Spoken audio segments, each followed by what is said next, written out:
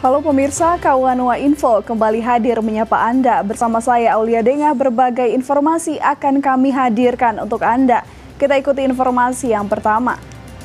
Pemirsa, kasus dugaan korupsi pengelolaan dan kerjasama aset PDAM Manado tahun 2005 hingga 2009 terus berlanjut. Kini tim penyidik Kejaksaan Tinggi Sulawesi Utara menetapkan JW alias Yap sebagai tersangka baru pada kasus korupsi tersebut.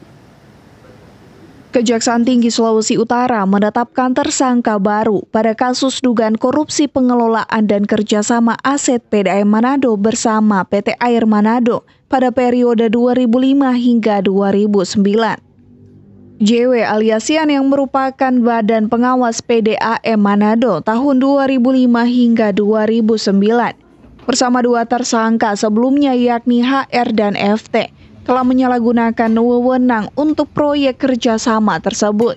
Bahwa tersangka Dr. Andes JW BE alias Yan selaku Badan Pengawas PDAM Manado periode 2005-2006 diduga secara bersama-sama maupun bertindak sendiri-sendiri secara melawan hukum dan menyalahgunakan kewenangan yang ada padanya, diduga turut bersama-sama dengan tersangka HR dan FT membuat keputusan untuk menyetujui perjanjian kerjasama pengelolaan air bersih di Kota Manado tanpa terlebih dahulu membuat kajian sesuai dengan ketentuan yang berlaku.